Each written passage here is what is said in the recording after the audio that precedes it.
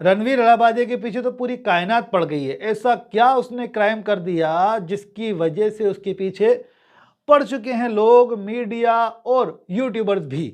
क्या कहता है कानून उन शब्दों के बारे में जो चयन किए गए एक शो पर, किसके द्वारा? रणवीर इलाहाबादिया के बारे में। रणवीर इलाहाबादिया कौन है, क्या करता है, कमेंट करके ज़रूर बताएं जो जानते हैं। मेरे को ये पता है कि वो एक यूट्यूबर है और अच्छे खासे उसके फॉलोवर है, वो पॉडकास्ट भी करता है जिसको लोग देखना पसंद करते हैं। तो उस बंदे को शायद मोदी जी ने कोई अवार्ड भी दिया था, ऐसा मेरे को नॉलेज में आ रहा है। तो कुल मिलाकर के ऐसे व्यक्ति को लोग इसलिए भी टारगेट कर सकते हैं क्योंकि वो मोदी जी के साथ था, और इसलिए भी टारगेट कर सकते हैं क्योंकि उसको लोग देखते हैं, लाखों की संख्या में उसके व्यूज़ आते हैं, तो उस पे टॉपिक पे वीडियो बनाएंगे तो व्यूज़ आएंगे, पैसा कमाएंगे। तो ये पॉइंट ऑफ व्यू भी एक हो सकता है।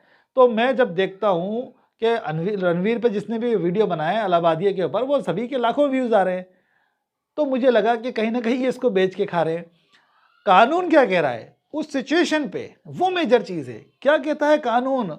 जिस शब्द का इस्तेमाल रणवीर ने कर दिया, उस पे बात करने से पहले एक चीज़ आप मोटी समझो कि अगर आप काजल की कोठरी में बैठोगे तो कालक लगेगी ही लगेगी। यानी एक ज़माने में मैंने पढ़ा था कि सोबत का असर, आप जैसी संगति में जाएंगे उसका असर आप पे आएगा। रणवीर जो अपने चैनल पे करता है या जो उसके पॉडकास्ट में करता है वैसा वो नज़र नहीं आता, लेकिन जिस प्लेस पे गया वो कचरा प्लेस है, वहाँ पे वल्गैरिटी है, वहाँ पे अश्लीलता है। अब वहाँ जाकर के वो उनके एनवायरनमेंट में ढल गया और वो शब्दावली में पता नहीं बह करके क्या बोल गया, उसको खुद को ही पता नहीं है। तो अपना जो दायरा है वो हमें पता है, और हम निकल गए उस बंदे के खुद के एनवायरनमेंट में और उसी में हम भी घुल मिल गए। तो फिर कचरे के अंदर जाओगे तो कचरा ही बन जाओगे। कुछ इस तरीके की बात आपके साथ हो गई। रणवीर जी थोड़ा ध्यान रखें कि हम हमारे जैसा बनाने की कोशिश करें, ना कि हम उनके जैसा बन जाएं जो खुद लोगों के गालियों के और अपशब्दों के द्वारा बोले जाते हैं, या उनका जो कचरा कंटेंट है वो पता ही है सबको कि किस तरीके से हमेशा से टारगेट पे रहा है।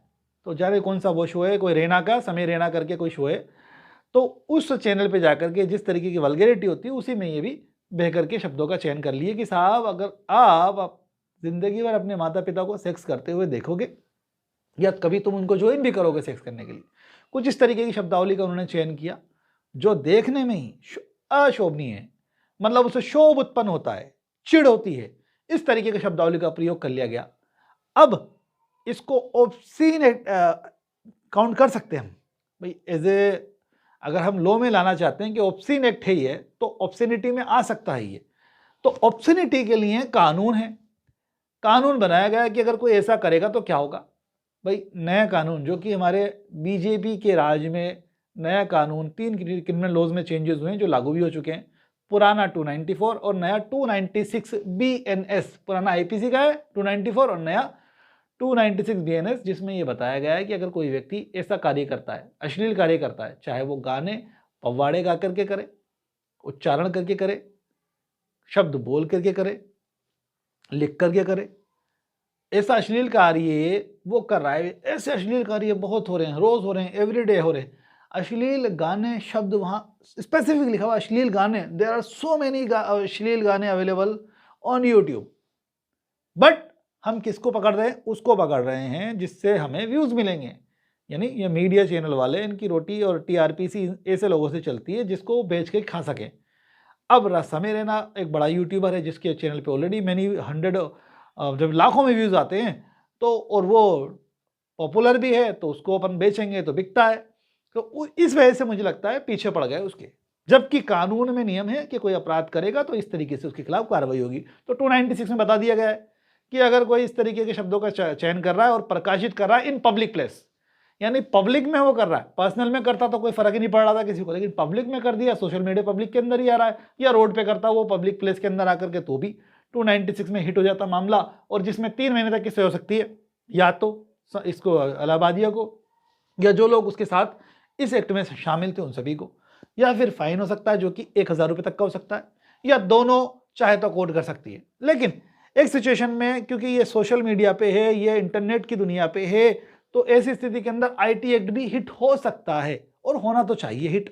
यानी 67 आईटी एक्ट का भी ऑफेंस नजर आता है। इफ कोई ऑब्सीन मटेरियल को आप पब्लिक करते हैं, पब्लिश करते हैं, ट्रांसमिट करते हैं, शेयर करते हैं, तो यहाँ पे सब कुछ हो चुका है, पब्लिक हो गया, पब्लिश हो गया, ट्रांसमिट हो गया, शेयर हो गया। तो फिर 67 में बताया गया है कि अगर कोई व्यक्ति ऐसा करता है और यह साबित हो जाता है कि उसने वैसा किया, तो पहली बार सजा होगी उसको, जो 3 साल तक की हो सकती है, यानी 1 दिन की भी हो सकती है, 3 साल तक में किसी भी दिन की हो सकती है, और विथ फाइन होगी। फाइन 5 लाख तक का हो सकता है, यानी 1 रुपया भी हो सकता है, 5 लाख तक के बीच में कितना भी हो सकता है। ये दोनों से मतलब दंडित होगा अगर कोई कन्विक्शन होता तो, पनिशमेंट विथ फाइन। लेकिन अगर वो नहीं मानता, दोबारा से इसी तरीके का ऑब्सीन एक्ट करता है और दोबारा से उसकी मामला दर्ज होता है, तो फिर ये 67 जो आईटी एक्ट है ये कहता है कि सेकंड टाइम में ऐसे व्यक्ति को 5 साल तक की सजा हो सकती है विथ फाइन, और फाइन होगा 10 लाख तक का। मतलब वही तक में आ जाए तो फिर 1 रुपये से लेके 10 लाख तक, और सजा 5 साल तक के अंदर, मतलब 1 दिन से लेके 5 साल तक, या फिर जब तक कोर्ट खुला तब तक की भी सजा दे देते कई बार कोर्ट। तो कुल मिलाकर के ये कानून में अपराध है जो कि उसने किया इलाहाबादिया ने।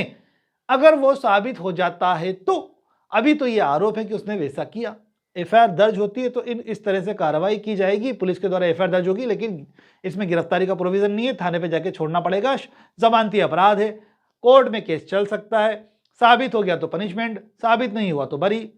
फिर भी कोई कंफ्यूजन है तो कमेंट करके सवाल कर सकते हैं। ऐसे ही नॉलेजेबल वीडियोस हमारे चैनल पे आते रहते हैं, इसलिए हमारे चैनल को सब्सक्राइब जरूर करें दोस्तों। Thanks for watching guys.